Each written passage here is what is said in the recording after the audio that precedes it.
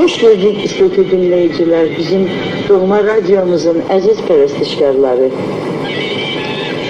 Bilirsiniz, biz ustad her sənətkara demirik. Keçmişlərdən də dünyasını dəyişmiş sənətkarlarımızın da sözləridir. Elə sağ olan ustad sənətkarlarımız da var ki, onlarla söhbət əsnasında həmişə eşidirik ki, ustad hər oxuyana, hər xanəndəyə, hər müğənniyə ustad kəlməsi demək düzgün deyil.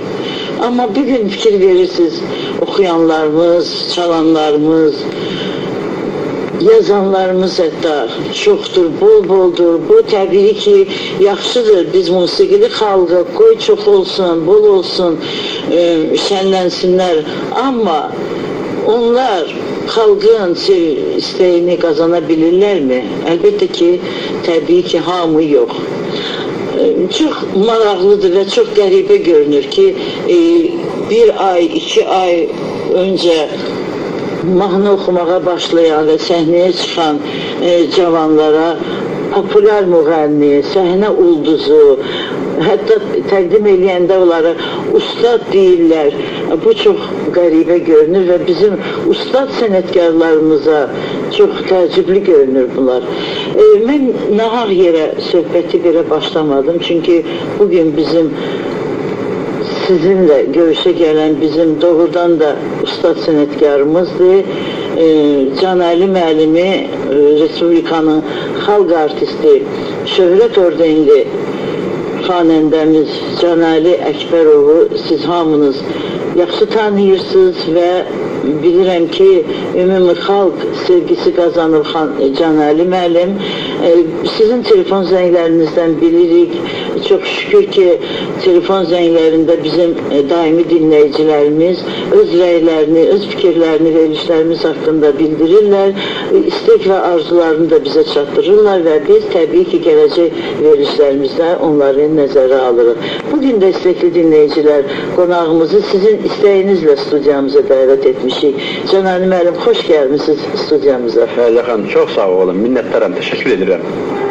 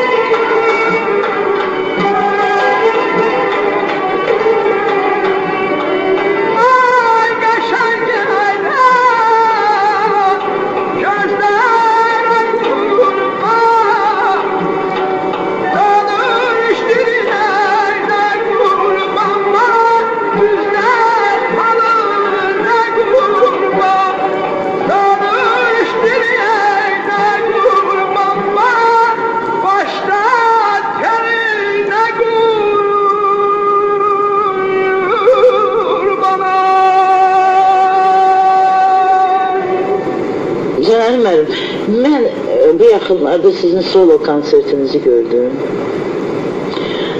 Doğrudan da çok hoşum geldi. Tek ben özümden danışmıram. Onun səhərsi günü, şəhər içində də bir söhbət eləyəndə, sorğu aparanda gördüm ki doğrudan da hamının rəyi müsbət idi. Çünkü siz bilirsiniz indi dəv düşüb, cavanlar da solo konsert keçirirlər. Sonra onun sənətkarların yəqin ki bunu hesabat xalq qarşısında bir hesabat hesab eləyirlər bunu.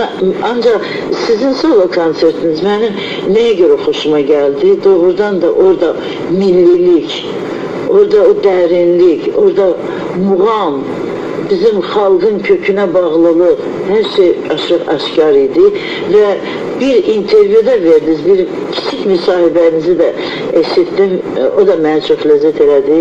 Dediniz ki, indi daha belədir də zamanı. Gördüm ki, hamı çıxır, hamı oxuyur. Dedim ki, qoy bir mən də özümü sınayım. Bu biraz parodiyaya da oxşadı, amma mənə ləzzət elədi. Həqiqətən Canerli müəllim, siz artıq neçə illərdir səhnədəsiz, özünüzlə dərs ala-ala, özünüzlə tələşib müəllimliyə gəlib çatmışsınız, pedaqoji fəaliyyətiniz də var, onu bilirəm. Amma bu sənətimizin bugünü haqqında mən istəyirəm söhbətimizi başlayaq, musiqimizin xüsusilə.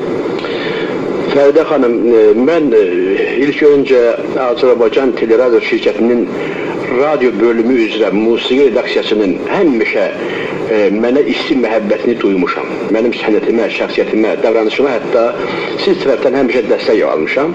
Buna görə çox təşəkkür edirəm sizə. Bu halallıq bir söhbətdir. Halallıq naminə bir sizə verdiyim bir qiymətdir. Çox sağ olun. O ki qaldı mənim bugünkü musiqi dünyamızın bugünkü axarına, baxarına mənim nəzərlərim məni qane etmir. Hətta görürsünüz, etmiri də hecalandırdım. Bilirsiniz, Fərdə xanım, biz sistematik olaraq qəzetlərdə, ayrı-ayrı kanallarda sizin bu efirinizlə öz irad və tənqidlərimizi, tövsiyələrimizi bildirmişik. Mənim bugün mənəvi haqqım çatır bu sözləri deməyə. Niyə? Niyəsi budur ki, ilk öncə mən sənətə gələndə nəhəng sənətçilərin qarşısında imtihan verdim. Kimlər idi bunlar? Bunlar Xan Şuşunski, Seyid Şuşunski, Əhməd Bakıxanov, Şövkət xanım Ələkbərova, Mütəllimov, Sara xanım Qədimova, Fatma xanım Mehrəliyeva, Tükəzban xanım, Qurban Primov, Hacı Məmmədov, Əhsən Dadaşov, Həbib Bayramov, mən Sərvər İbrahimov, Firudin Ələkbərov, mən bu sayı çoxalda bilərəm. Məlumdur, məlum məsələdir. Yəni, ilk imtihan verən Canerli Əkbərov 40 il üstündən ötüb. Mən indi sizin sözünüzü təkrarən demək istəmirəm. Yəni, indi fəaliyyətimi səhnədə davam etdirməklə əlaqədar, həm də ali tədris ocaqlarında milli musiqimizi tədris edirəm və bu milli musiqimizin tədrisində bir vasitə başçılıq edirəm. Azərbaycan Dövlət Mədəniyyət və İncəsənət Universitetinin rəhbərliyi sağ olsun, mənə böyük bir kafedranın tənzimlənməsini həvalə edib. Mən oranın doçentiyəm. Yəni, bu milli musiqidə elmi araşdırma aparan bir insanam. Mən bir mahnı oxumaqla, bir muğam oxumaqla öz işimi bitmiş hesab eləməmişəm. Mən hal-hazırda milli musiqimizlə bağlı tədris proqramı hazırlayıram. Bunları deməkdə məqsədim nədir ki, məni eşidən mənim həmkarlarım, məni sevən mənim xalqım bilsin ki, Canerli Əkbərov 40 il müddətində öz nəfəsi ilə gözəllik rəsmini çəkdi. Amma indi tədrislə də həmin işləri görür. Və bugünkü durumla, yəni musiqi, milli musiqi mədəniyyətimizdə olan bu durumla mən qane olmuram, qane etmir məni. Nəyə görə? Birinci ona görə ki, bugün yanılmış mahnılar sabah yox dərəcəsindədir. Bugün meydana atılan xanım qızlar, qəşəng oğul balalar səhərsi gün yaddan çıxırlar. Birinci bunların səslərində estetik normalar yoxdur. Səslərin tərkibində bədii estetik normalar yox dərəcəsindədir. Yəni, musiqi, bilirsiniz, təlimdə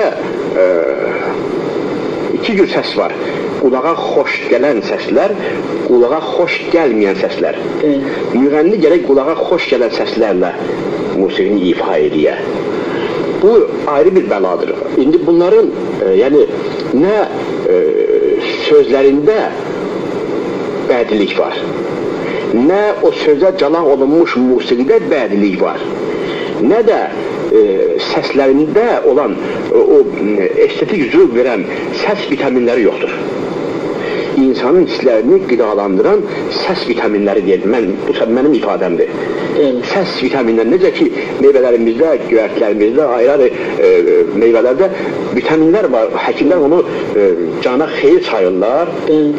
Məsəl üçün, Qızıl Əhməd alması. Qədim bizim o Lənkəran zonasında bitən nədir bu, limonların tərkibində olan vitamin C-lərin və yaxud da dəmirlərin çoxluğu insan bədəninə, toxumalarına, hüceyrələrinə, qana xeyri olan elementlərdir, yəni vitaminlərdir. Bəs insanın hisslərini qidalandıran nədir? Həmin vitaminlər deyil, insanın hisslərini qidalandıran səs vitaminləridir. Oxuyanın səsi. Bəli. Əgər oxuyan bizim sait və samitlərin mövqeyini duyursa, milli ifaçı və yaxud da vokalçı sait samitlərə vurulan naxışların yerini dəqiq tənzimdə bilirsə, A hərfinə, Ə hərfinə, O hərfinə, Ö hərfinə naxışları sala bilirsə, samitlərdən istifadə etməyin yerini bilirsə, cingiltili və kar samitlərdən istifadə etməyin yerlərini yəqinləşdirə bilirsə, o ifaçılar yaxşı oxuyurlar. Məsələ, bəlkə indiyənəcək bu temalara toxunulmayıb sizin bu efirdə. Bilirsiniz, P hərfində görsən heç bir səs yoxdur. Amma indi M hərfində səs yoxdur. L hərfində səs yoxdur. Kar samit. Bəli. İndi Fəridə xanım, siz gözəl bir jurnalistsiniz. Sizin yəni, efir fəaliyyətiniz imkan verir ki, siz mənimlə danışasınız. Bizim sizə, biz nəslinin sizə böyük hörməti var. Sizin meydanınızda da, bugün, sizin meydanınızda, siz bugün o söz dünyamızın, nitq mədəniyyətimizin öncül bir aparıcı qüvvəsi ola, sizin qabağınızda da bizim qabağımıza çıxanların bir qrupu çıxıb. Onların danışıqlarında bədilik yoxdur. Cümlələrində də bədilik yoxdur. O sözlərə o avazı qoşa bilmirlər. Amma sizin səsinizin tərkibi də, söz düzümünüz də, cümlə quruluşunuz da o qədər bədilik yaradır ki, biz xanəndələr, biz müğənnilər, biz səhnə adamları sizinlə rəvan danışa bilirik. Yəni, Fəridə xanım, bu tema ilə bu bir efir vaxtı deyil, amma mənə verilən imkandan, mənə verilən qiymətdən istifadə edib mən bu sözləri deməyi özümə borc sayıram. Sabah xalq deməsin ki, niyə axı bu bizim alqışlarımızla şöhrət qazanmış sənətçilərimiz niyə susurlar? Niyə bu işlər? Təbii, ona görə də biz sənətçilərlə, çox üzr istəyirəm, sənətçilərlə hər şənbə görüşürük, hər cümə axşamı görüşürük və mən bilərəkdən bu mövzu salıram da ağrılı yerimizdir, çünki bütün aləm bundan danışır bu saat. Fəridə xanım, siz mənə inanın, bir bacım kimi inanın. Xalq sizi küçələrdə görmür. Amma biz diqqət mərkəzində olduqlarımız üçün xalq bizi küçələrdə, ayrı-ayrı yerlərdə, ictimai yerlərdə görəndə Danışırlar, bizdən qopmurlar. Niyə siz bu işə əncam eləmirsiniz? Niyə bizim eski zövqümüzü korlayanlara qarşı siz mötəbər yerlərdə, möhtəbər tribunalardan söz demirsiniz? Bizim yaxamızdan yapışırlar. Mən sizi inandırım. Mən bunu efirə deyirəm bu sözlərimi. Sizlərə əli çatmayanlar, bizə əli çatanlar bu sözləri, bu işlərimizdən tələb edirlər. Rəhmətli Xan əmi ilə bir səhnədə çalışan bir Can Ələkbər var. Mən Mütəllim-oğla, rəhmətli Yaqub Məmmədovla, rəhmətli Rübabə xanım mənim ilk leylim oldu. Rəhmətli Sara xanımla Azərbaycanı qarış-qarış gəzən sənətçiyəm. Rəhmətli Şövkət xanım, Fatma xanım, kimləri deməyim, hamı bu adlar mənim üçün buketdir.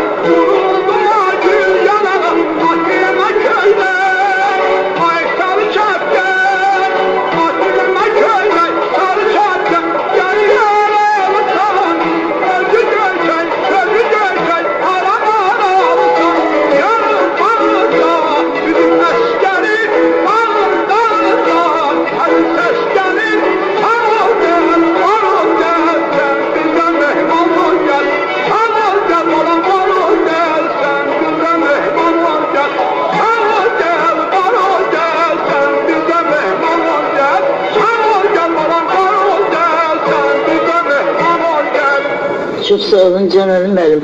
Demək, mən bu söhbətinizdən belə görürəm, yana-yana danışırsınız. Belə nəticəyə gəlirəm ki, deməli, musiqidə siz ki, biraz elmi həllini verdiniz bu səsin, xalq tərəfindən qavranmağın. Deməli, savad mütləq lazımdır ki, mütləq mənada. Musiqi təhsili, çox adam musiqi təhsili almadan, musiqi savadı almadan oxuyur. Gözü Fərdə xanım, mən opera balet teatrında bunu haşiyə çıxıb deyirəm. Öz sənət meydanıma, özüm hələ potensial imkanlarım öz tabeliyində ola-ola, öz meydanıma yeni Məcnunlar, yeni Leylilər, yeni Şahsənəmlər, yeni Qəriblər, yeni Şah İsmaillər hazırladım. Açıqladığım fikirlərlə onlara münasibət bildirib onları hazırlamışam. Yəni, bugün onların ifası məni 90% qane edir. Bu böyük göstəricidir. Məni qane edir 90%. Bu böyük göstəricidir. Əgər özünüzü qane edirsə, deməli, əlbəttə ki, o tələbkarlıqla. Bəli, onlar indi mənə ilə müəllim kimi baxırlar. Mən də vaxtilə öz böyüklərimdən bunu nizamlı, intizamlı öyrənmişəm. Atam xanında idi. Babam xananda olub, mənim genimdə də musiqi var. İndi genində musiqi olmayanlar, onlar atılıblar musiqi meydanına, özlərini ancaq teleekranlarda silkələyirlər. Hoppanırlar.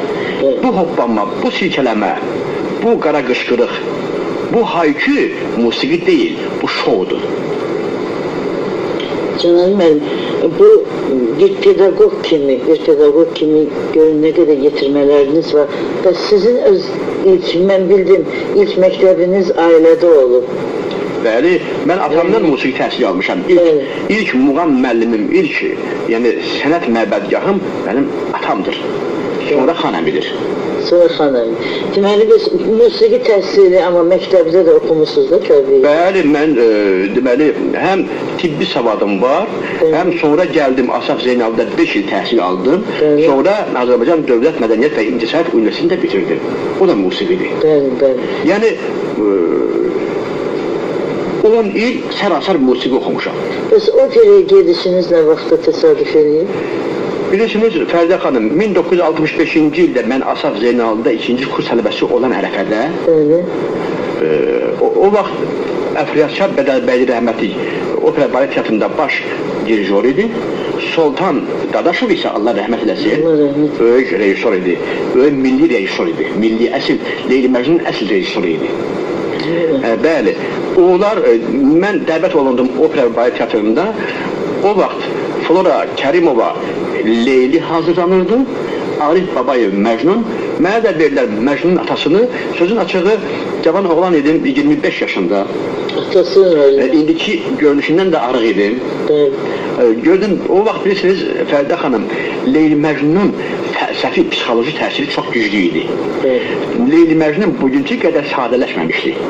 Siz məndən yəqin şərik olasınız.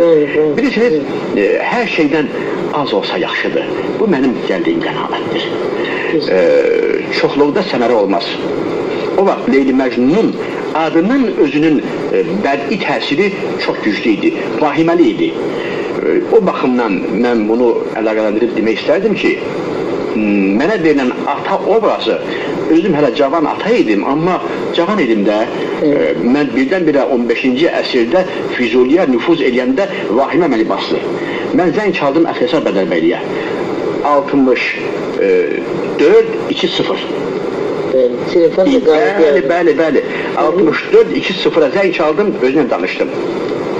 Onun da Allah qəni rəhmət eləsin, dəyişib dünyasını mənə soyuqanlı cavab verməsi məni teatrdan 6 ay işləyəndən sonra qaçırmağa bağlar etdi. Mən bunu tam təmin edirəm. Mən düzdür, filarmoniya... Bu 6 ay elə atanı oynayırdı? Oynamadım. Heç oynamadım. 6 aydan sonra bu əmr verildi. Biz hazırlandıq. Mən operadakı konsertlərdə çıxış edirdim. Bizim hörmətli Zeynəb xanımın dəfələrində orada mənim konsertlərim oldu. Amma mütəmadi olaraq mən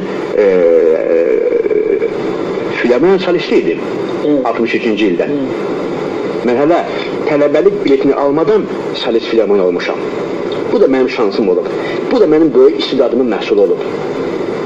Tələbə biletinin qoxusunu, rəngini duymayan, görməyən Canəli Əkbərov böyük sənətçilərlə eyni səhnədə çalışan bir Canəli Əkbərov. Bəli. 63-cü il avqustun 2-sindən. Və Fərdə xanım başarılı olmasın, oradan təzədən yenə heç nə demədim, gəlib bir axsaqqal qayğısı görmədim opera balet teatrında. Amma məhəbbətim sönmədi.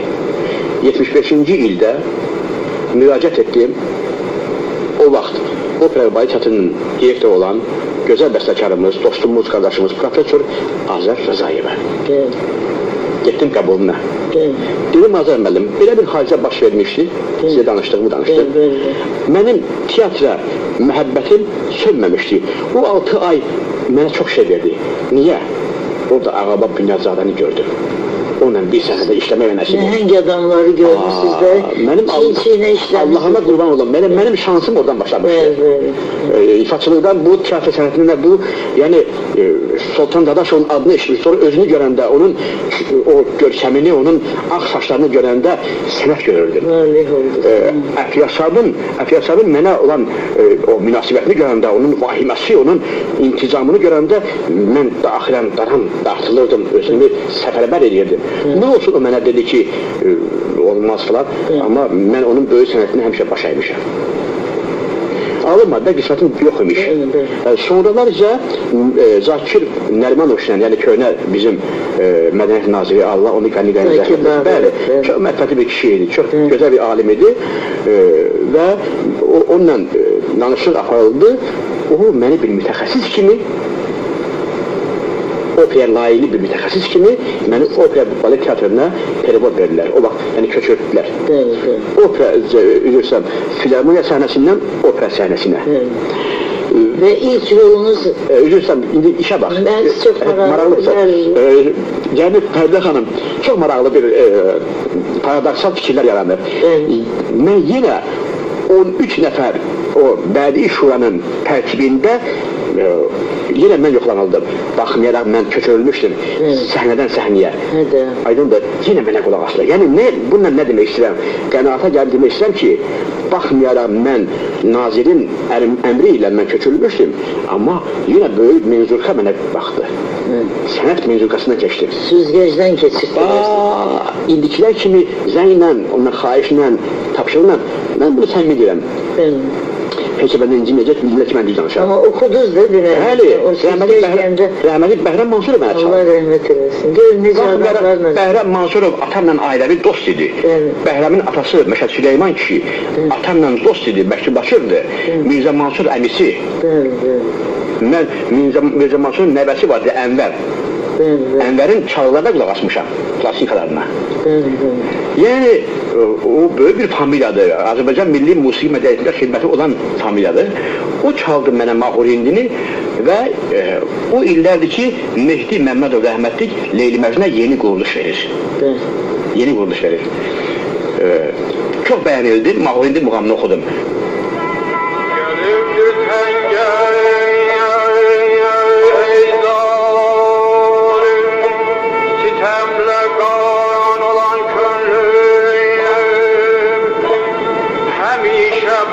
Vəslində gülüb xəndan olan könlüm düşüb Məcnun kimi səhraya bir leyli fərağında bütün aşıqlar içrəyər mənbəyi irfan olan könlüm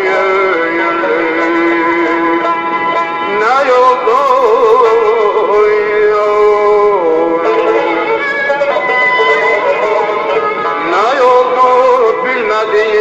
düşdüm güda gülzar-ı koyundan həmişə xani bəslir bəzminə mehman olan könlüm aydan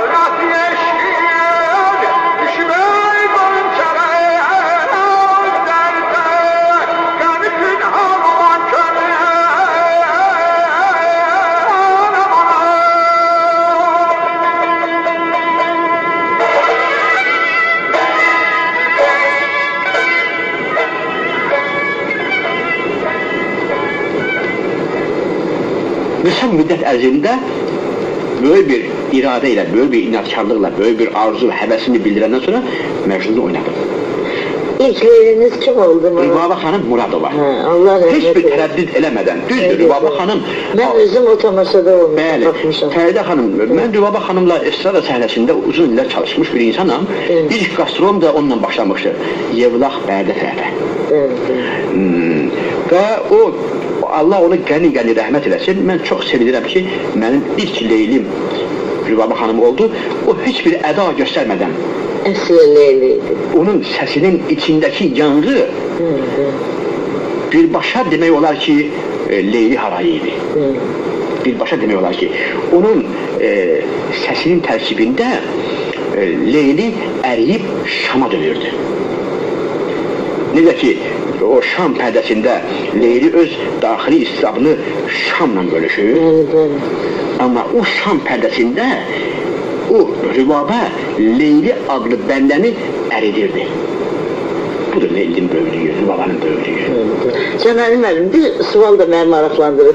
Təbii ki, bu 40 illik fəaliyyətinizdə qastrol səfərləriniz yada düşür. Təbii, 78-ci ildə biz Azərbaycandan 33 yəni sənətçi, bəstəkar, nəzəriyyəçi, tənqidçi, ifaçı, deməli, Səmərqənd şəhərində keçirilən Ümmüdünya Muğam Simpoziumun qalibi oldu. Bu simpozium 1983-cü ildə bir də təkrarlandı. Orada da bu səsini eşitdiyiniz Cənali Əkbərov öz uğurun, xalqın musiqisinə uğur qazandırdı. Muğamlarımızın bayrağını o Reichstaga taxılan bayraq kimi bütün dünya xalqlarının musiqinin tacı kimi.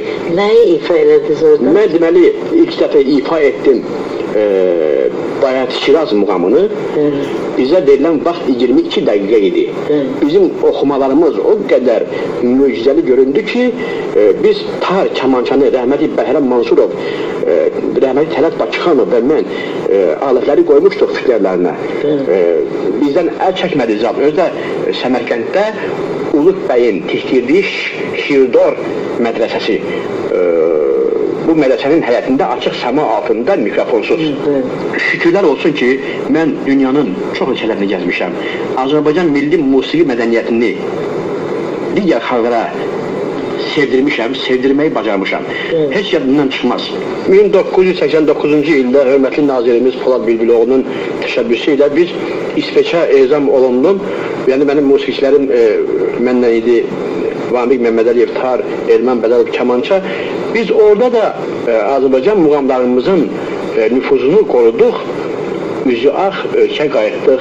Bizim musiqimiz yenə o nəfədə bütün musiqilərin tacı kimi özünə nüfuz qazandı. Fəridə xanım, bilirsiniz, mən bu yaxınlarda bir Respublika Sarayında solo konsert verdim. Mənim içimdən kopan bir haray idi. Çünki 2001-ci ilin sonlarında müsahilə vermişdim ki, mən 2002-ci ildə 2 tamaşa oynasıyam və bir solo konsert. Tamaşaları vermişdim, amma solo konsert qalmışdı. Mən elə söhbətimizin əvvəlində həmən konserti toxundum. Yəni, mən belə adamam, o sözü ağzımdan çıxartmaram. Ağzımdan çıxan sözə mən özüm rəhbərlik eləməliyəm. Ona görə mən getdim sarayın rəhbərliyi ilə danışdım, çox sağ olsun, mənə böyük səmiyyətlə, böyük qayğı ilə, böyük imkanlar yaradıldı. Mən onu deyə bilərəm ki, bugün hörmətli nazirimizin əmrindən sonraki sarayda fonoqram konserti olmamalıdır. Onun əmrinə bir milli ifaçı kimi 40 il sənətdə durum gətirən Cənali Əkbərov kimi ilk icraçısı mən oldum. Yəni, sarayın 2200 oturacağını fonoqram xəstəliyindən qurtardım. Çox gözəl. Təsəvvür edin ki, bugün 63 yaşlı Cənali Əkbərov sarayda 3 saata yaxın solo konsert verdi fonoqramsız. Böyük bir ansambl, Əhməd Bakıxanovun adını daşıyan gözəl bir ansamblda, onun rəhbəri Möhlət Müslümov, Fəxrəddin Dadaşov kamançada, Vamik Məmmədəliyev əlavə mənim üçün solo tar çaldı. Bir oxunmayan bir muğam oxudum. O muğam sizin fonetikanızda var. Onu fransızlar yazıb kompakt diskə. Çoban Bayatı. Çok güzel, çok O güzel. ümumiyyətlə o muğam xanəndələr ifasında müstəqil bir muğam kimi ifa olunmayıb. Onu həmişə Qurban dayı, yəni Qurban Primo sol atarda çalırdı. Sonraki tarçanlar da ondan sonra təlim aldılar və o saraydakı konsert mənə çox böyük nüfuz qazandırdı.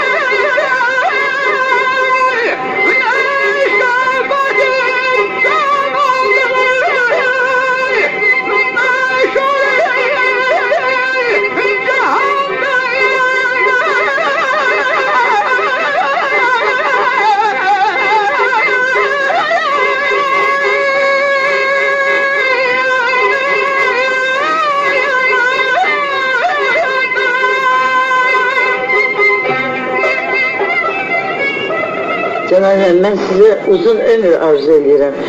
Siz bir dediniz ki 60 yaş sənət üçün hiçbir şey deyil, sənətkar dışında o yaş bir rol oynamır. Əksinə deyirlər ki, biz belə eşitmişik ki, sənətkar püxtələşdikcə, yaşı artdıkça özü də püxtələşir, sənəti də püxtələşir. Siz şükür Allaha ustad sənətkarsınız, çoxlarının müəllimi olmuşsunuz və müəllimsiz.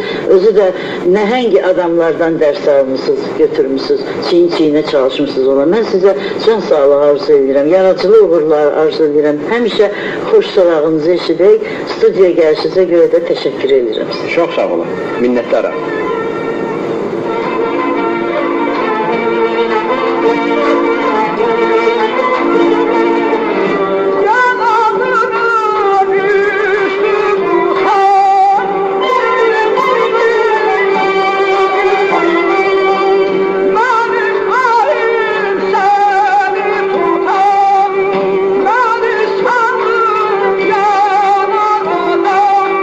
La la la la la la